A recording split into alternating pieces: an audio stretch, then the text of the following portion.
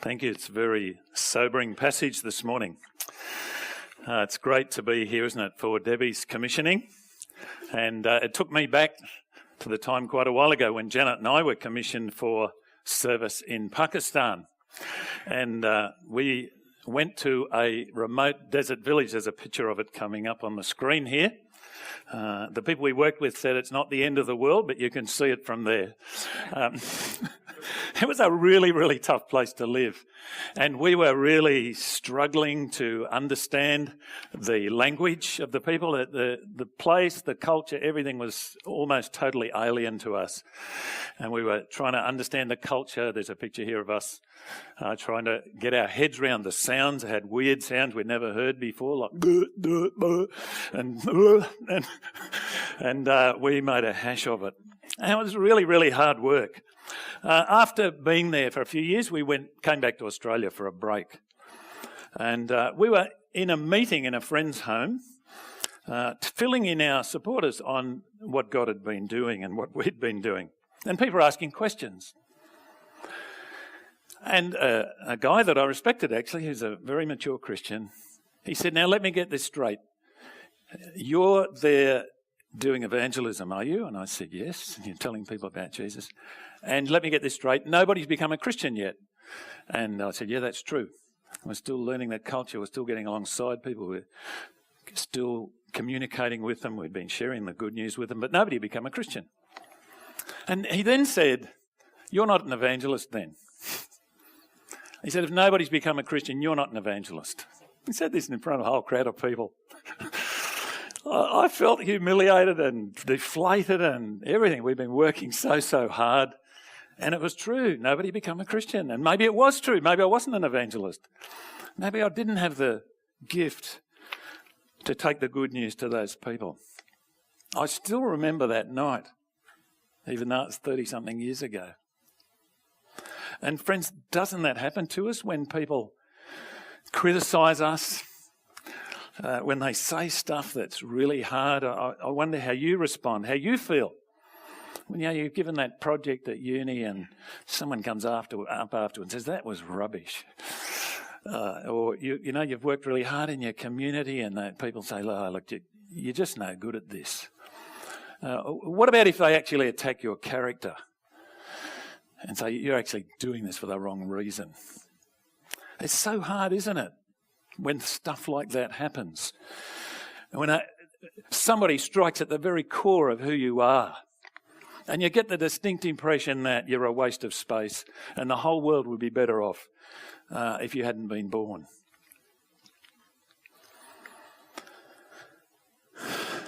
This is what's going on in Malachi. When the people of God are saying stuff like this over and over again about God, about what he's done, and about who he is. But they don't say it to him. They say it to each other. And they don't put it together that God's hearing this. They're trashing his character and they're trashing what he's doing. They're bad-mouthing him.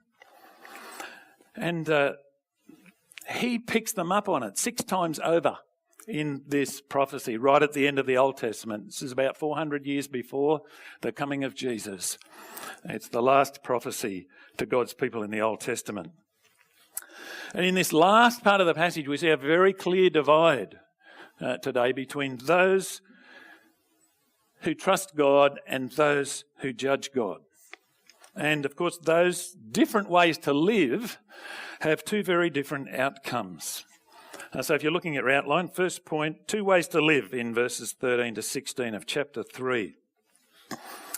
Verse 13, these people are judging God. They're saying harsh things about him. And the word harsh means they're saying strong things, insolent things, obstinate things. These aren't offhanded comments.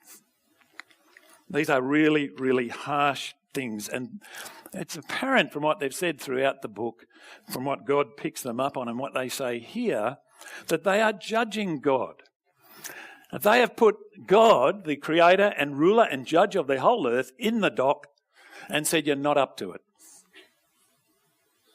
You're not doing the right thing and you're bad. That's pretty much what they were saying. They think they have a very strong case against him. Listen to the things that they say. In verse 14, they say it's vain to serve God. It's futile to serve God. Or in our terms, being a Christian is a waste of time. Christians are losers. The second thing they say is, what's the profit of it? What do we gain? This is a giveaway, isn't it? What are they expecting from their relationship with God? They're expecting to get, aren't they? They're not actually living in peace, interested in living in peace with their Maker and Creator. They're interested in what they can get out of him. What's he going to do for me? Am I going to be better off financially, emotionally, physically, mentally if I follow God? And they say, what's the use of walking as in mourning? In other words, what's the use of repentance? These guys actually, they have enough religion to make them miserable. They've done the ritual bit and they're expecting a kickback from God. And it's not there. They feel ripped off. And it is a miserable state indeed, isn't it? If their hearts had followed God, if they had a relationship with God that where they trusted him, at least they would have that much. But here they're saying, no, that God hasn't come through for us. The arrogant are blessed, they say. That God seems to be blessing people who are arrogant and letting them get their own way. You know the scenario, don't you? That person at work who pushes themselves forward at every opportunity. They climb over you, they put other people down and they boost themselves up. And they end up getting the promotion. They end up getting the big salary and the perks and everything. This is what these people are complaining about, and God's letting them get away with it. So instead of them prospering, evildoers are prospering, they're saying. People who are fully into evil seem to be on the winning team. And those who test God escape. They challenge God and nothing seems to happen. Like the bloke who says, God, if you exist, strike me dead. And then laughs when they don't die. That's what's going on. And you see the list that's coming up of all these things that they've said about God. Not to God, but about God. Now, before we go overboard in condemning these people, let's take an honest look inside ourselves. Ask ourselves the question, have we sometimes had the same thoughts? Who here hasn't thought, what do I get out of all this going to church and going to Bible study and serving endlessly in ministries? What do I get? I've put my good deeds card into the ATM, God's ATM slot, and I've pushed every button and nothing's come out. This is in essence what they're saying. And who of us hasn't thought that as you trudge home from church after a hard day or whatever? Or it's been really tough in the ministry that you're serving in. What am I getting at? Why am I doing this? But it is a giveaway, isn't it? If that's what I'm thinking, I'm actually thinking this is about me. It's not about God. At that point, my religion is me-centred. It's about what I get out of it, affirmation, money, whatever it is. It's not about honouring God and trusting him. So that's the first way to live, judging God rather than trusting him. The second way is loving God. Now, verse 16 describes a very different kind of people.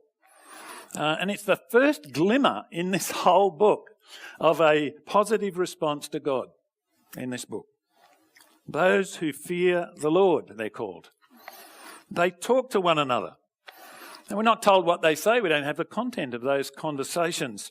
But it seems like they've heard what God said. They've heard this interaction in verses 13 to 15 and they talk with one another and they actually realise that what they're doing and saying and thinking is offensive to God.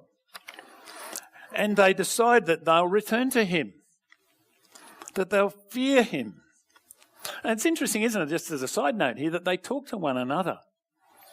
This is an indication, isn't it, it's all throughout the Bible that we actually need one another to respond to God rightly. We need to help one another with that. If one of us is feeling like giving up or feeling like trusting God is not being helpful, it's not feeling really discouraged about that, we need each other to encourage one another. And that's why it's wonderful. We have life groups. We have lunch after church. We don't have it today, actually, but we put some tables out there if you want to go and grab some lunch and come and sit and have lunch together and encourage one another. It's a great opportunity to do it, isn't it? We can do it through social media, through phone calls, whatever. These guys talk to one another. But what do they look like? Let's run through their characteristics. Firstly, they fear the Lord. Now, fear doesn't mean being scared. It means respect. They respect the Lord. Treat him with the honour that is due to him as their creator and as their rescuer. He was the one who made them as people in his image. He was the one who made them a nation. He made them his people, and he rescued them from slavery. And he ought to be respected and honoured. Of course, those who fear God put God first, don't they? They put God first. They respond to God's overwhelming love towards them with a love response of their own. So they fear the Lord. Secondly, they honour his name. The name, of course, in the Bible is about the character of the person. People were named in the Bible for particular reasons, and when we talk about the name of God, we mean every aspect of his character. And they respected every aspect of God's character, not just the bits that suited them. We love the idea that Jesus is our saviour, don't we? He's the one who rescued us. The idea that Jesus is our ruler and Lord and Master, that's a little bit more difficult to accept, isn't it? But you can't have one without the other. You know, if you're contemplating marriage, or if you are married, or you're looking to choose a marriage partner, you think, well, I like this person, I like this, and this about them, but don't like those things. I'll accept this, but not that. Now, some people have tried that, and those of you who have given that a go, and I had a bit of a go at that at the beginning, it doesn't work, let me tell you ahead of time. That when you accept somebody, you accept all of them. And when we honour God, when we respect God and fear God, we respect and fear every aspect of his character, not just the bits that we like. Thirdly, they serve him. So their commitment isn't just about talk and ritual, but it results in serving God, giving up ourselves to see God honoured and respected. You see, this is very different, isn't it? It's God-centred. It's not me-centred. It's centred on God and honouring him and who he is. And that's true worship, isn't it? To give God his due, to show his worship in every aspect of our lives. So I think it's impossible to say that you fear somebody or you respect somebody if you don't do what they say. And especially so with God, isn't it? That's what God says. That's what it looks like. That's what Jesus said. If you love me, you'll obey me. You'll obey my commandments. So these people are people who fear the Lord. They honour his name. They serve him. And God hears these people, what they're saying, and he writes their names in a book of remembrance. And he says that they are his treasured possession. What a wonderful thing that is. And he says that he's going to spare them. Now this tells us something, doesn't it? That they too are sinners. They too realise that they've been doing the wrong thing, but they turn back to God. They return to God, as we've been talking about. And God spares them by his grace from their just punishment. What a wonderful thing that is. We'll talk more about that in a moment. So there are two ways to live here. Do I put God in the dock? Do I regard God as my servant, telling him what to do? Or do I let him tell me what to do. And so God is outlining these two ways to live right here at the beginning. And he says, this is what it looks like to return to me, to trust me, to love me. The two outcomes in chapter 4, verses 1 to 3. Before that, verse 18 tells us that there's a day coming when the distinction between the righteous and the wicked, those who serve God and those who don't, will be absolutely clear. Jesus told parables about this, didn't he?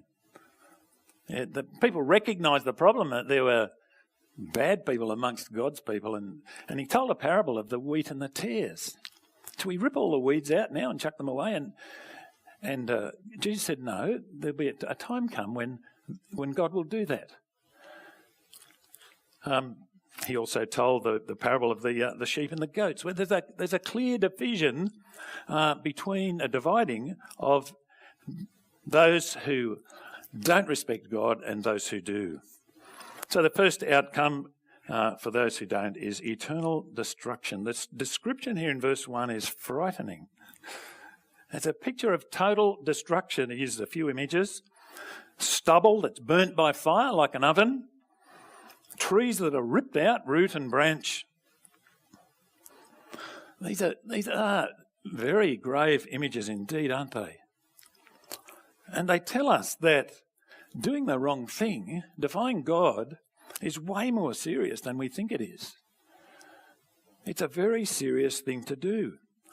To treat God as if he's our servant, to do our bidding, has serious consequences. To ignore him or defy him is a dangerous thing to do. Now, lest we think that this is just an Old Testament idea, the Old Testament's full of fire and brimstone, and then when Jesus came along, Jesus gave God this sort of warm and fuzzy makeover, and it's all different after Jesus. We actually need to take seriously what Jesus said on this topic. Actually, Jesus spoke about eternal punishment more than anyone in the Bible. You might be surprised to know that. The parable of the sheep and the goats, for example, where he said this about those who don't do the will of the Father. Depart from me, you cursed, into the eternal fire prepared for the devil and his angels. It's a frightening statement, isn't it? Now, Jesus is a very loving person, and because he's a loving person, he forewarns us of the consequences of not dealing with our sin, of not coming to God to get it sorted out. There's the parable of the rich man and Lazarus, another example, where this rich man who had ignored the beggar at his gate all his life, lived a lavish life, and he ends up in hell, longing for someone to give him a few drops of water on his tongue. And he asks, can somebody come and do that? For I am in anguish in the flame. And he's told, no, there's a vast gulf between where you are and where those who could do that are. Now, hell is not a very popular topic, is it? But it's very clearly in the Bible, in the Old and the New Testaments. People who go to hell actually get what they've always wanted, don't they? A life apart from God. A life where God is not interfering in their lives, where he's not speaking into their lives. They get what they want, eternal separation from him. But what we don't realise is how much God's controlling hand is on what happens in this world. Imagine a situation where all the forces of evil operate without restraint. We see glimpses of this in some situations in the world, don't we? In the Holocaust, in some of the massacres that have happened under communism. We get a bit of a glimpse of it from a distance for most of us. But imagine if nobody opposed that and it just went rampant. People like Hitler overtook the world. Make it more personal. Imagine a situation where you and I can inflict as much pain as we like on the people around us, and they can inflict it on us. That's what the absence of God's loving, restraining hand looks like. a place where selfishness is absolute, where people continually get the reward for their sins. Now, some people say this is a really negative way of thinking, isn't it? Isn't it much better, Sam, to talk about the love of God and not talk about this stuff? Well, yes and no. We're going to talk about the love of God in a moment. But friends, we do actually need both positive and negative, don't we? Who here, when they're driving on the road, is thinking, I will not go over the speed limit because I love God and I don't want to put my fellow citizens in danger? Does anybody think that way? I do very occasionally. When Janet says something like that to me, I think, oh. No, actually, let's be honest, most of us, we stick to the speed limit, at least when a camera's coming up, because we don't want to pay the fine, do we? We actually need both of those things. And the reality is, friends, God has lovingly told us, the reality is that if we continue to go against him, we continue to shut him out of our lives and ignore him, there is going to be a very, very serious consequence. And he knows that. So he's done something about it. And that's the second thing. The second outcome is eternal salvation in verses 2 and 3. Those who turn to God, those who respect him, those who are his treasured possession, those whose names are in his book of remembrance, they have a very different outcome. It says, the Son of Righteousness will rise with healing in its wings. In the new creation, they'll be renewed, they'll be made whole.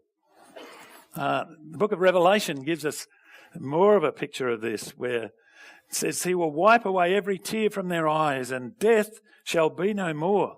Neither shall there be any mourning, nor crying, nor pain anymore, for the former things have passed away. This is what God has in store for those who trust him. In Malachi's words, they go out leaping like calves. I was a dairy farmer's son. You let the calves out of the shed where it's dark overnight, first thing in the morning, crack of dawn. They leap out because they see the light and they just frisk about all over the place. And this is the picture here, friends, of eternal salvation. We'll be leaping joyfully forever. And verse 6, the relationships will be perfect. The fathers will turn to the sons to the fathers. So such is the outcome of God's treasured possession. Isn't that a wonderful expression? Treasured possession.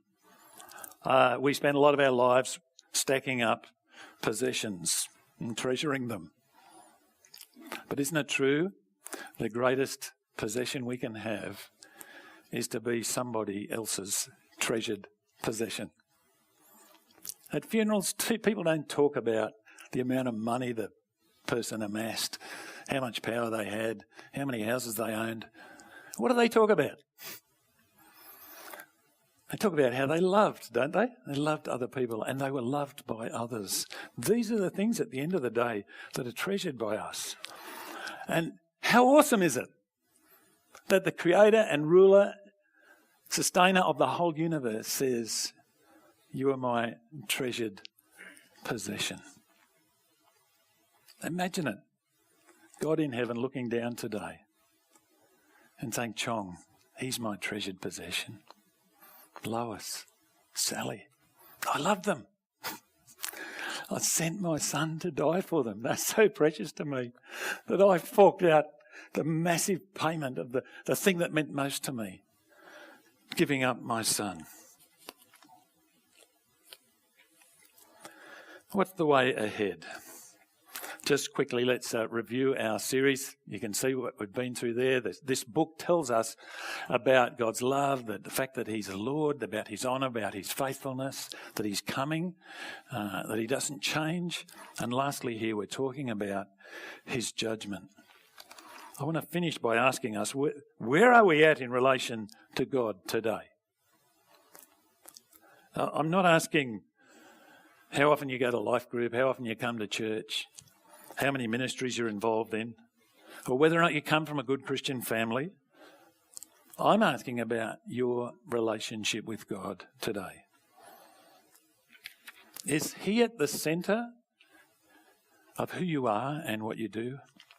Or are you? They are the two alternatives, really, aren't they?